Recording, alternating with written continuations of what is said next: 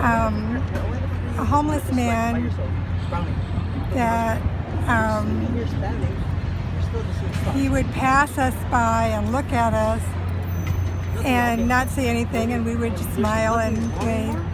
And then after a while he would say, "You don't want to talk to me. I've done terrible things in my life. You won't want to listen to me because I've done terrible things." And then he'd leave. And then the next time we'd see him, he sat down and said, "Well, I did 2 tours of duty in Afghanistan, and we did some pretty awful, horrible things in Afghanistan. And there were people that were killed, and I feel really bad about the part that I played in that." And then he left,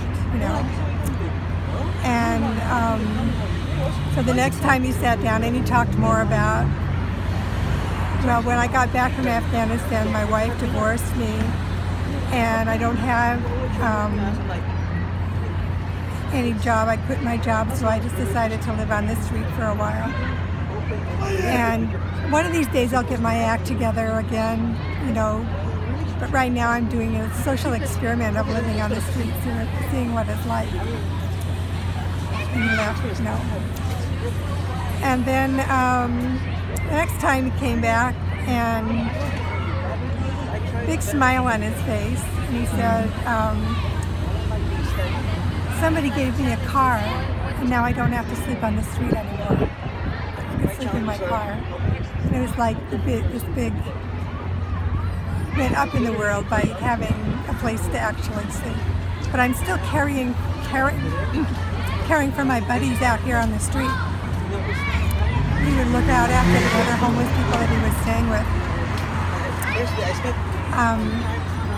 So I could see sort of this progression of, I'm a horrible person. And then he said, at one point he said, "You really would talk to anybody, wouldn't you? About anything, wouldn't you?" And I said, "Yes." And it was sort of like an admission that even he was thinking of himself as the scum of the earth of all, what he had done, and now that he had nothing, and yet I would even pay attention to him. And it was sort of this realization that being treated as a human being was an important thing, and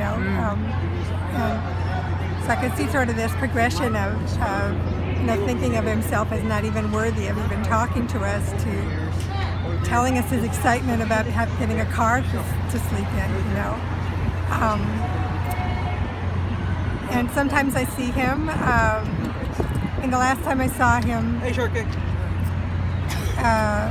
said that, he said, "You're the one I talked to before, right?" And I said, "Yes." And he said, "Well, I have some news to tell you." And I said, "What's that?" And he said, "Well, my father died." And I said, "Well, I'm so sorry to hear that." And he said, "Well, part of what's happening because my father died is I'm inheriting some money from him, so I'm not going to be out on the street anymore."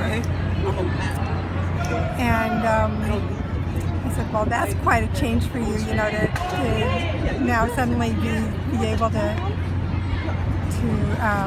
have a place, have the funds to be around, to find a place for you to actually live, So I haven't seen him since then, and maybe I won't ever see him, but I thought it was really interesting to see the progression of how he changed over time, and the fact that somebody had paid attention to him is important. Important in his own view of himself, So that's one story. Cool.